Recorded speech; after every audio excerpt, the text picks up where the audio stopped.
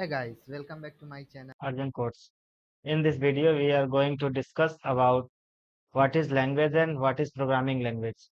तो दोस्तों, ये वीडियो सिर्फ एक टॉपिक्स नहीं है, बल्कि हम जावा कोर्स की शुरुआत करने जा रहे हैं। अगर आप जावा कोर्स को सीखना चाहते हैं, तो आप हमारे यूट्यूब चैनल के प्लेलिस्ट में जाकर ये सब देख सकते हैं। वहाँ पर स्टेप बाय स्टेप जो है अवेलेबल रहेंगे। तो हम बिना किसी देरी के शुरू करते हैं। सबसे पहले हम जानेंगे लैंग्वेज क्या होती है। A language is a communication media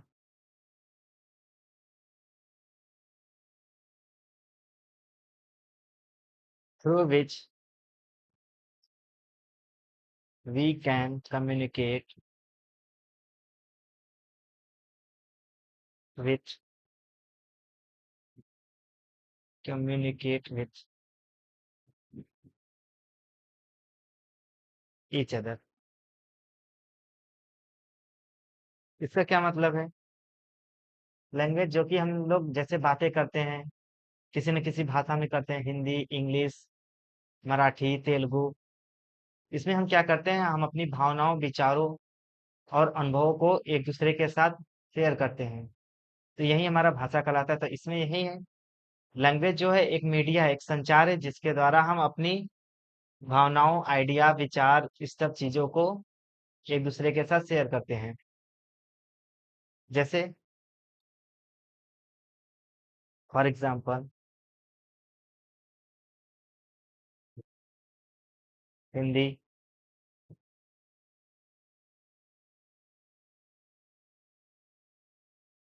English, Marathi, Telugu, etc।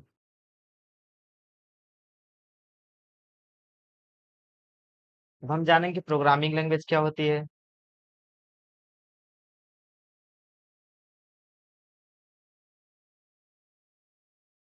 और प्रोग्रामिंग लैंग्वेज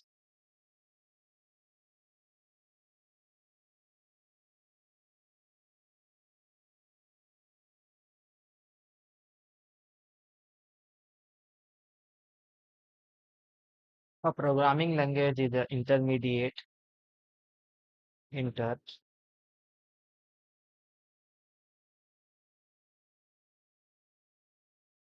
बिटवीन और user and the computer system.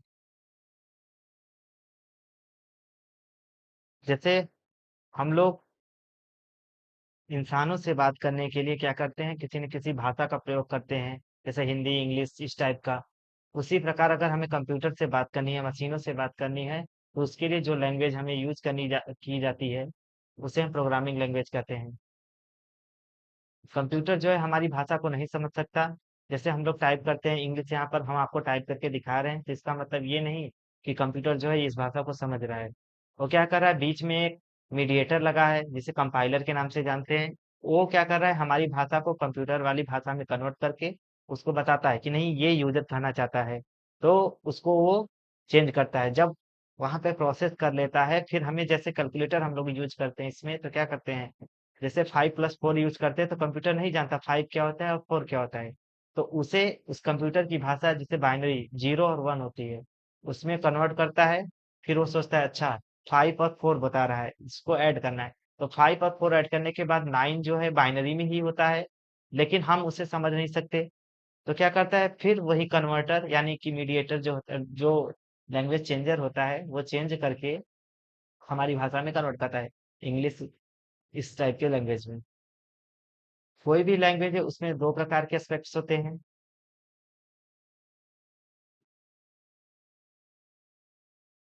Every language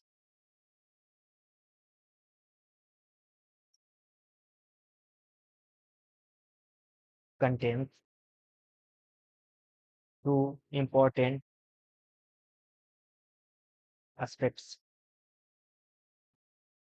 वो क्या है? फर्स्ट वन, पहला है सिंटेक्स। सिंटेक्स जो होता है rules given by the language.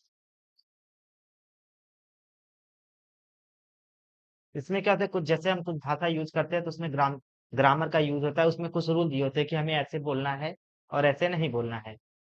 और दूसरा है सिमांटिक्स।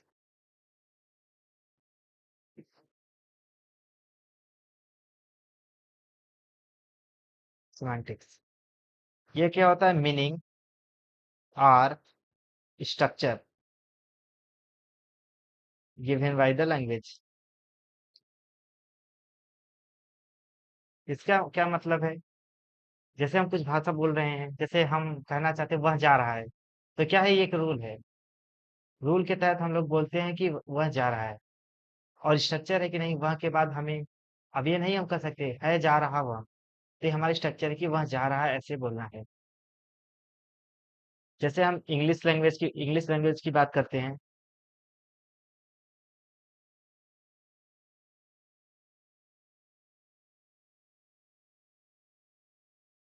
जब भी हम कोई ट्रांसलेशन करने जाते हैं, if we want to translate,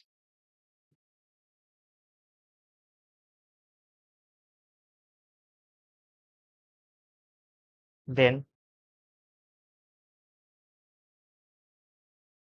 हमें कुछ स्ट्रक्चर जो है फॉलो करने पड़ते हैं।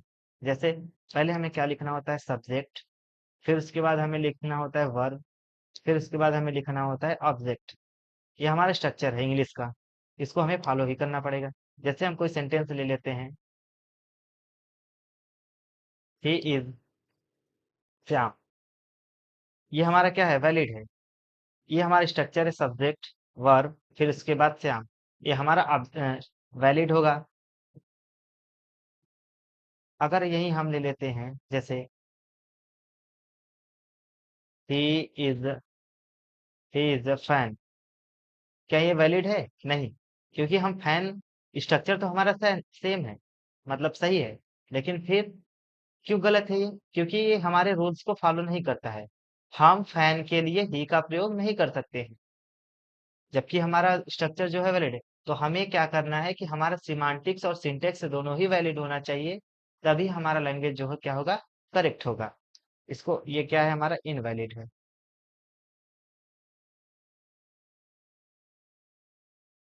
इन programming language,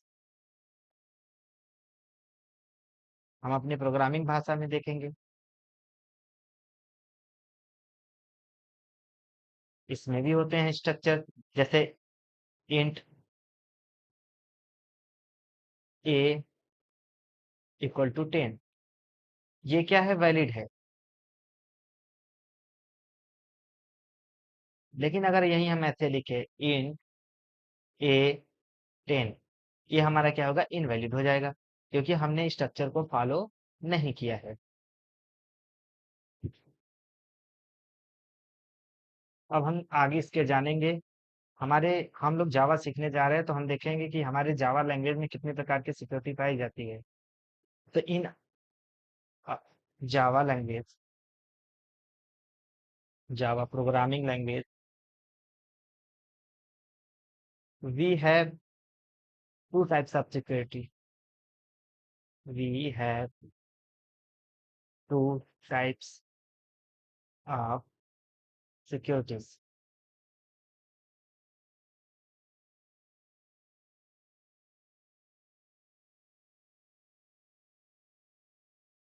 we have two types of securities.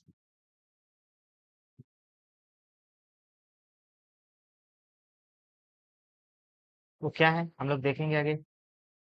पहला क्या है, eight compilation level,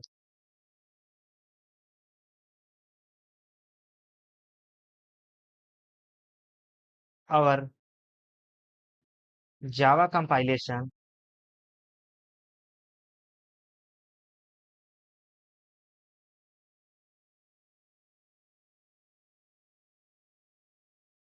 our Java compilation will check, will verify the written code,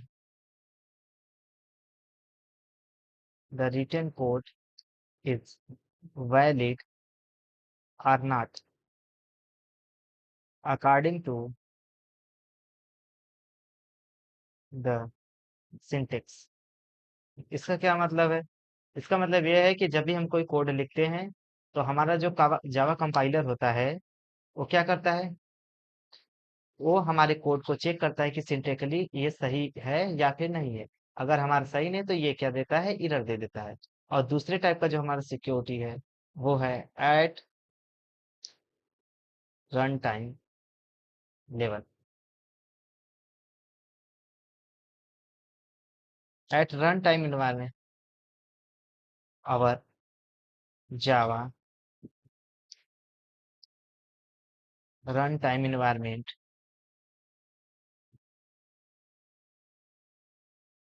will verify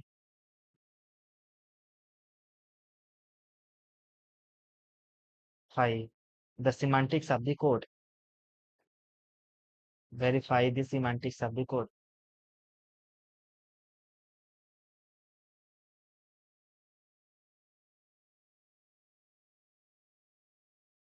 Semantics of the code, which means, or that means, it will check the structure of the code।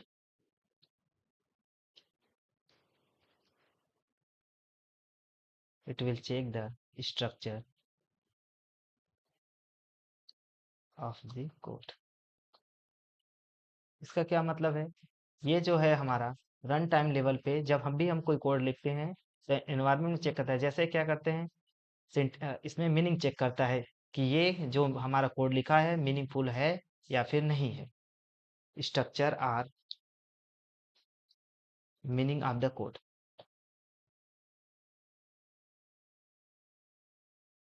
So guys, यहीं पे हम इस video को and करते हैं। अगर आप इस वीडियो में आपको किसी तरह की कोई भी दिक्कत हुई हो तो आप हमें कमेंट करके बता सकते हैं। अब आगे की वीडियो में हम जानेंगे कि स्टैटिकली टाइप लैंग्वेज क्या होता है और डायनामिकली टाइप लैंग्वेज क्या होता है। तो इस वीडियो को हम यहीं समाप्त करते हैं।